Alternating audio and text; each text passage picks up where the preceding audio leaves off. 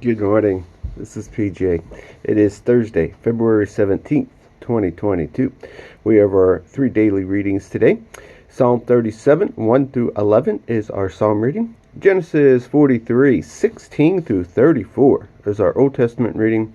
And Romans chapter 8, verses 1 through 11 will be our New Testament reading. With it being Thursday, these readings will be looking forward to what we're going to be hearing on Sunday. Psalm 37. Don't bother your head with braggarts, or wish you could succeed like the wicked. In no time, they'll shiver up like grass clippings and wilt like cut flowers in the sun. Get insurance with God and do a good deed. Settle down and stick to your last. Keep company with God. Get in on the best. Open up before God. Keep nothing back. He'll do whatever needs to be done. He'll validate your life in the clear light of day and stamp you with the approval of high noon. Quiet down before God. Be prayerful before Him. Don't bother with those who climb the ladder, who elbow their way to the top. Bridle your anger. Trash your wrath. Cool your pipes. It only makes things worse. Before long, the crooks will be bankrupt. God investors will soon own the store. Before you know it, the wicked will have it. You'll stare at once famous places and nothing. Down-to-earth people will move in and take over. Relish a huge bonanza. The spacious, free life is from God. It's also protected and safe. God's strength will deliver from evil. When we run to Him, He saves us. Our Old Testament reading once again comes from Genesis 43, verses 16 through 34. With me reading in the Message, I will hit verse 15. The men took the gifts, double the money, and Benjamin. They lost no time in getting to Egypt and meeting Joseph. When Joseph saw that they had Benjamin with them, he told his house steward, "Take these men into the house and make them at home. Butcher an animal and prepare a meal. These men are going to eat with me at noon." The steward did what Joseph said and took them inside. But they became anxious when they were brought into Joseph's home, thinking, "It's the money. He thinks we ran off with the money on our first trip down here, and now he's got us where he wants us. He's going to turn us into slaves and confiscate our donkeys." So they went up to Joseph's house steward and talked to him in the doorway. They said, "Listen, master, we came down here one time to buy food. On our way home, the first night out, we opened our bags and found our money at the mouth of the bag. The exact amount we paid. We've brought it all back and have plenty more to buy food with. We have no idea who put the money in our bags." The steward said, "Everything's in order. Don't worry. Your God and the God of your father must have given you a bonus. I was paid in full." And with that, he presented Simeon to them. He then took them inside Joseph's house and made them comfortable, gave them water to wash their feet, and saw to the feeding of their donkeys. The brothers spread out their gifts as they waited for Joseph to show up at noon. They had been told that they were there to have dinner with him. When Joseph got home, they presented him with the gifts they had brought and bowed respectfully before him. Joseph welcomed them and said, "And your old father, whom you mentioned to me, how is he? Is he still alive?" They said, "Yes, your servant, our father, is quite well, very much alive." And they again bowed respectfully before him. Then Joseph picked out his brother Benjamin, his own mother's son, and he asked, "And is this your youngest brother that you told me about?"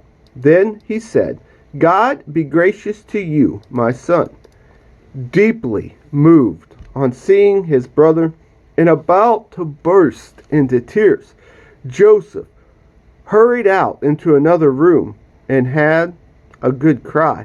Then he washed his face, got a grip on himself, and said, "Let's eat." Joseph was served at his private table, the brothers off by themselves, and the Egyptians off by themselves. Egyptians won't eat at the same table with Hebrews. It's repulsive to them. The brothers were seated facing Joseph, arranged in order of their age, from the oldest to the youngest. They looked at one another wide-eyed, wondering what would happen next. When the brother plates were served from Joseph's table, Benjamin's plate came piled high, far more than his brothers. And so the brothers feasted with Joseph, drinking freely. Our New Testament reading today comes from the book of Romans, chapter 8, verses 1 through 11. The solution is life on God's term. With the arrival of Jesus, the Messiah, the fateful dilemma is resolved. Those who enter into Christ being here for us no longer have to live under a conscious, low-lying black cloud. A new power is in operation. The Spirit of life in Christ, like a strong wind, has magnificently cleared the air, freeing you from a fated lifetime of brutal tyranny at the hands of sin and death. God went for the jugular when he sent his own son. He didn't deal with the problems as something remote and unimportant. And his son, Jesus, he personally took on the human condition, entered the disordered mess of struggling humanity in order to set it right once and for all. The law code, weakened as it has always been, fractured by human nature, could never have done that. The law always ends up being used as a band-aid on sin instead of a deep healing of it. And now, what the law code asked for, but how we couldn't deliver, is accomplished as we, instead of redoubling our own efforts, simply embrace what the Spirit is doing in us. Those who think that they can do it on their own and end up obsessed with measuring their own moral muscle, but never get around to exercising it in real life. Those who trust God's action in them find that God's Spirit is in them, living and breathing God. Obsession with self in these matters is a dead end. Attending to God leads us out into the open, into a spacious, free life. Focusing on the self is the opposite of focusing on God. Anyone completely absorbed in self ignores God, ends up thinking more about self than God. That person ignores who God is and what he is doing. And God isn't pleased at being ignored. But if God himself has taken residence in your life, you can hardly be thinking more of yourself than of him.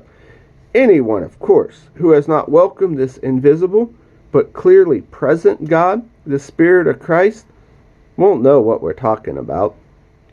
But for you, who welcome him, in him he dwells. Even though you still experience all the limitation of sin, you yourself experience life on God's term.